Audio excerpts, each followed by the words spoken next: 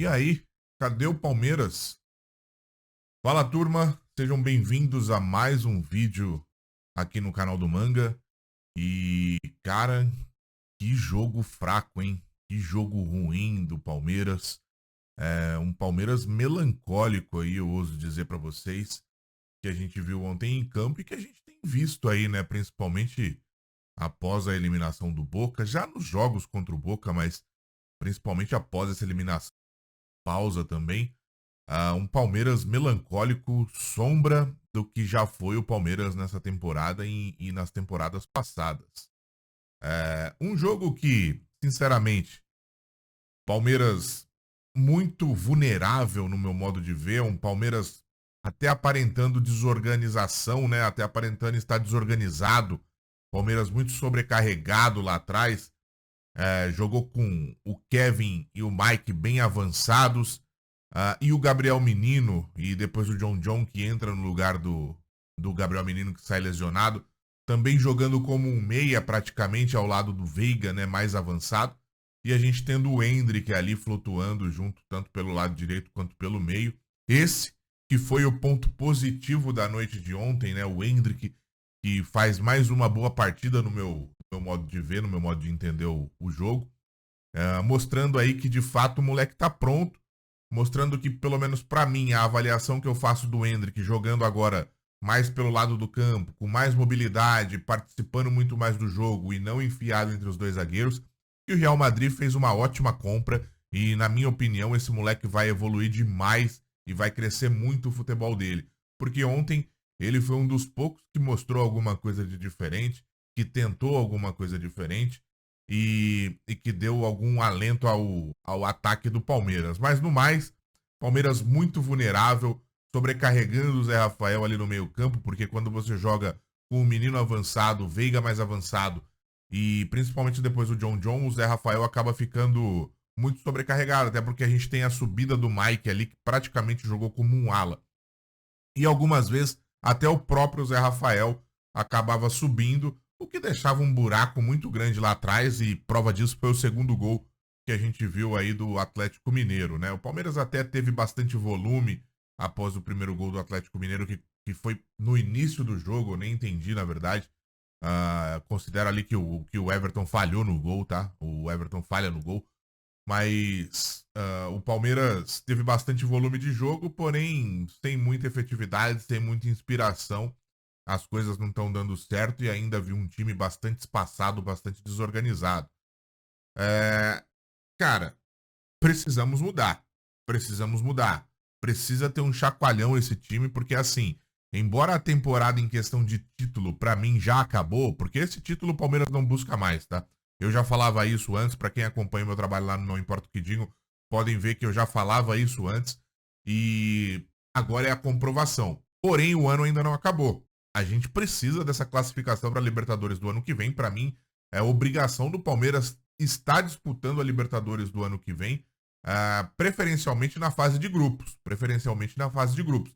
Mas, no mínimo, no pior das hipóteses, a gente precisa estar numa pré-Libertadores. A gente não pode correr o risco de ficar fora de uma Libertadores. Nesse momento seria catastrófico para o planejamento do Palmeiras, para o torcedor do Palmeiras e para os objetivos de Palmeiras como clube. Hoje nós estamos 2 pontos apenas do nono colocado. A gente está 2 pontos apenas do nono colocado. É claro que a gente tem o Fortaleza na final da Sul-Americana, que está entre esses 9 primeiros colocados, pode ganhar e abrir mais uma vaga. E a gente tem também o Fluminense, que está na final da Libertadores e que pode também ganhar e abrir mais uma vaga. Mas mesmo assim, a gente precisa fazer o nosso trabalho, a gente precisa fazer o nosso papel e algumas mudanças precisam ser feitas. O Palmeiras não pode entrar mais desorganizado, vulnerável e desligado dessa forma. Eu acho que não dá para empurrar o ano com a barriga até o fim, porque a gente tem aspirações sim de conseguir a classificação para a Libertadores, tá certo? E agora, nessa segunda parte do vídeo aqui, eu queria trazer para vocês um pedacinho, tá? Pra gente fazer uma reflexão em cima. Vocês viram aí, recomendo para que vão assistir no canal do Fred Júnior a entrevista que o conselheiro Guilherme, que é um conselheiro da situação, um cara bastante inteligente, articulado, mas no qual eu não concordo com a visão sobre muitos temas, mas que é importante sim a gente que não concorda com a visão da situação assistir, para entender como pensam, para entender o ponto de vista deles, porque isso é saudável para que você possa até fortalecer o seu argumento e para que você possa também refletir se de fato você concorda com aquilo. Então eu falo para vocês, vão até o canal do Fred Júnior e assistam essa entrevista que ele fez com o Guilherme. E também dê uma passadinha no Não Importa o Que Digam, porque eu e o Fernando ontem fizemos uma live lá a respeito dessa entrevista e também ressaltamos alguns pontos e fomos além disso. Então é muito importante que se você tiver a fim de se inteirar, tiver a fim de saber um pouco mais, de repente você está aí fazendo uma outra atividade e coloca no fone de ouvido e ouve, porque é muito informativo e é muito interessante se você tá engajado nesse momento do Palmeiras, se você gosta de se informar e ter mais pontos de vista para poder fazer a reflexão. E o ponto que eu quero trazer agora aqui para que a gente possa analisar, primeiro, é um trechinho da entrevista aqui, um trechinho bem curto, no qual o Guilherme diz uma coisa que eu concordo com ele, que é a respeito do não existe acaso no futebol. Vou colocar aqui para vocês para contextualizar o que eu vou falar em seguida, tá certo? Continuidade. E a fala dela foi essa, a fala dela foi: caso se mude o rumo adotado e que eu se perseguir e que eu continuo tocando, nós vamos retroceder. E eu concordo, eu não sei se você discorda disso. Eu não vejo outro tipo de gestão que não seja a gestão profissional, com responsabilidade financeira, com delegação de funções, com determinação técnica para a contratação, como é feito hoje. E se tivesse dando tão errado, nós não estaríamos colecionando tantos títulos, chegando a tantas fases decisivas de campeonato, por acaso. Futebol não tem acaso. Futebol tem acaso num jogo, num determinado lance. Agora, a novela, né, não a cena, a novela, ela tem um final feliz se todos os capítulos forem sendo construídos diariamente com a cena. Pois é, vocês viram aí. Eu concordo com ele, concordo que não existe acaso no contexto geral do futebol. Eu acho que num determinado jogo ou outro, você pode até ter a aleatoriedade, o acaso, num chute, numa bola que bate na trave e sai, ao invés de bater na trave e entrar.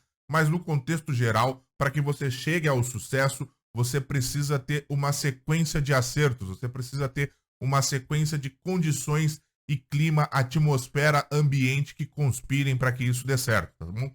Então, assim, o primeiro erro que eu vejo, que vai mostrando uma sequência de passos errados, o enfraquecimento do elenco, a incompetência do Palmeiras em reforçar e enxergar a necessidade de reforçar o seu elenco.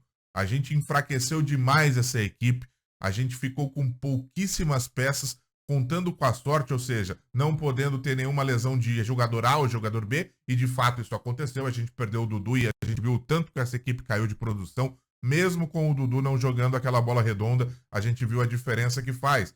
E muitas vezes também para você ter opção. Há quanto tempo a gente está sem um volante, está tendo que colocar o Zé Rafael, que não é um primeiro volante, mas que tem feito essa posição, até muito bem, eu penso, até muito bem, diga-se de passagem, porque ele não é da função, mas tem cumprido isso muito bem. Porém, é um cara que tem no seu DNA, tem nas suas características avançar muito mais. Prova no jogo de ontem também que a gente ficou vulnerável algumas vezes, porque o próprio Zé Rafael até subia, acho que isso de acordo com a característica que ele tem. E quanto tempo a gente está sem o Danilo?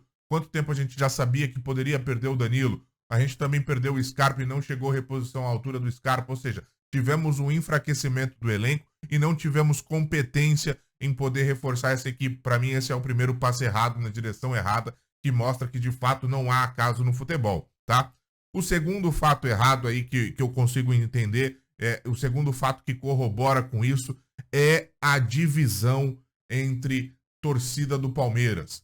Primeiro, a divisão entre os tais palmeirenses de verdade e os palmeirenses de resultado, que para mim é uma grande besteira. Para mim é uma grande besteira. Eu não deixo de ser palmeirense, nunca deixei de ser palmeirense na derrota. Acredito que você também não. A gente passou por Série B, tem os palmeirenses mais velhos que passaram pela fila e ninguém nunca deixou de ser palmeirense por conta da derrota. Agora você exigir, você querer que o palmeirense não torça pela vitória ou achar que é um erro dele torcer pela vitória é totalmente equivocado. E a outra divisão que eu vejo é que existe um Palmeiras, sim, dos associados e conselheiros, que são os que de fato decidem o futuro do clube, e existe o Palmeiras dos torcedores do futebol, que somos nós, que apenas consumimos, apoiamos, gritamos, protestamos, mas que de fato, no final das contas, a gente não tem um poder de decisão.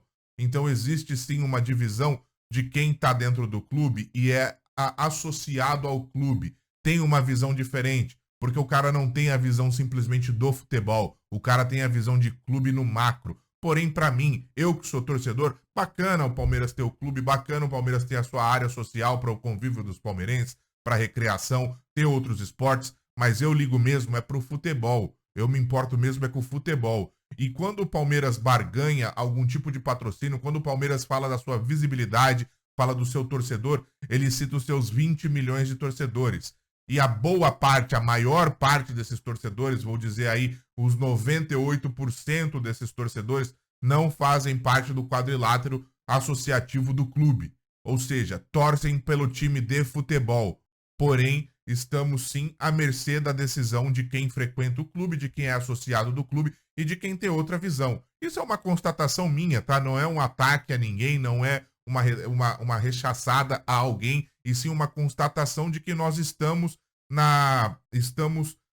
na mão, praticamente nas mãos de associados que tem uma outra visão diferente do torcedor que ama o futebol, que ama o Palmeiras pelo futebol, tá? E não talvez pelas quadras, pelas piscinas, pelo convívio social do clube, que, como eu disse, muito bacana, mas pro torcedor como eu, por exemplo, pouco importa. E nisso, eu quero mostrar um vídeo aqui para vocês também, outro vídeo curto, que é a respeito do Real Madrid, tá? Para fazer um link entre esse lance da torcida, entre esse lance da importância do torcedor, o que ama o futebol, né? O que ama de fato o Palmeiras. Não que os que estejam lá dentro não amem, tá? Não é isso que eu quero dizer. Mas eu quero dizer do que ama o futebol. Quero mostrar um vídeo para vocês aqui que o Luxemburgo exemplifica muito bem como é a cabeça do Florentino Pérez e cita a sua saída do Real Madrid, exemplificando tudo isso. Dá uma olhada aí.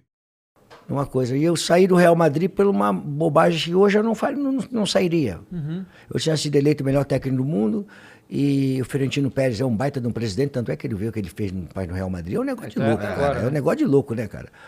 Ele é um baita de um empresário bem sucedido, um cara tem uma cabeça privilegiada. E aí vai de gestão, tá vendo? Vai SAF, né? Não tem, né? E ele é um baita de um gestor, né, cara? Ele desceu, nós estávamos ganhando no Getafe, o Beckham foi expulso no primeiro tempo, uns 23 minutos no primeiro tempo. Aí nós ganhamos de 1-0, estávamos ganhando de 1-0. Aos 90 do segundo tempo, eu pego, tiro o Ronaldo. E vou fortalecer com o jogador a menos. É normal você fazer isso, vai fechar. Acabou o jogo, eu estou encostando no Barcelona, então eu queria ganhar o jogo. Aí a torcida lá não tem negócio de querer bater, vou matar, vou morrer, não. Ele pega o lenço, quando não gosta, tirar o jogador famoso que tá e que joga, eles protestam com lenço. Tiram um lenço e é o protesto que eles fazem. Manda tomar no cu, não sei. Não, nada disso não, cara. Aí, pô, eu saí, o campo aqui, eu entrando no túnel, chegando num espaço aqui que era um hall, e o Florentino Pérez descendo da tribuna de honra aqui, me encontramos aqui. Ele falou, mister, que passou? Falando em espanhol, eu falei, não passou nada, não aconteceu nada. Por quê, presidente? Não, porque você tirou o Ronaldo. Eu falei, pô, tava ganhando o jogo. Isso aqui tinha gente pra cacete no hall. Aí eu falei, não, tava ganhando o jogo e com um jogador a menos eu queria ganhar porque nós estamos encostando no Barcelona. Mas a torcida protestou, eu falei, pô, mas eu não estou preocupado com a torcida, eu quero preocupado com o Barcelona, que eu quero encostar no Barcelona, pô. Estou encostando no rabo deles, então, né? Não, mas aqui no Real Madrid nós temos que pensar no jogo e pensar no torcedor, que eles pagam, compram, nós temos lotação máxima, todos os jogos, porque eles pagam para ver espetáculo e ver jogo de futebol, e querem ver. Eu falei, mas eu quero ganhar jogo.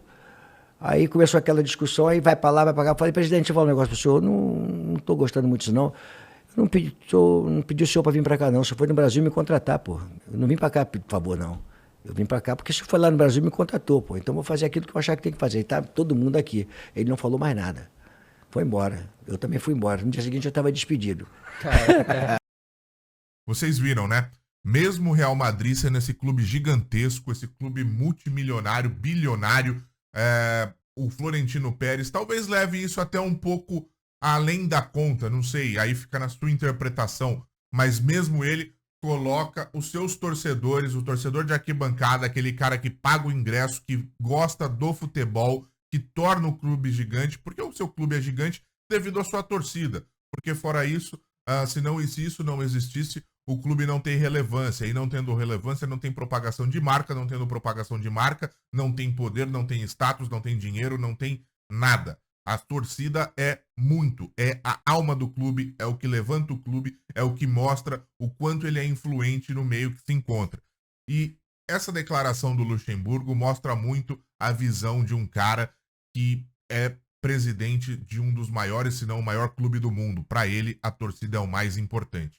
E aí, como conclusão aqui, até para não me alongar demais nesse vídeo, para que você possa refletir, eu quero saber a sua opinião também a respeito disso, é o seguinte: precisamos sim de uma correção de curso quando se fala de filosofia, quando se fala de futebol, quando se fala do Palmeiras. Não podemos empurrar esse final de ano com a barriga, a gente precisa se classificar para essa Libertadores e existem coisas erradas sim. Nas contratações, na forma de montar esse elenco, a gente precisa mudar, porque a gente precisa se classificar para a próxima Libertadores. O Abel precisa corrigir também os seus erros, porque sim, Abel, você tem participação nos erros sim.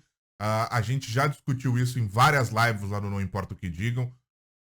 Precisa existir a meritocracia e não a hierarquia dentro do time de futebol do Palmeiras, tá certo? E como reflexão, como um pensamento, eu pergunto aqui para vocês, será que seria benéfico então uma separação do Palmeiras entre clube social e clube de futebol?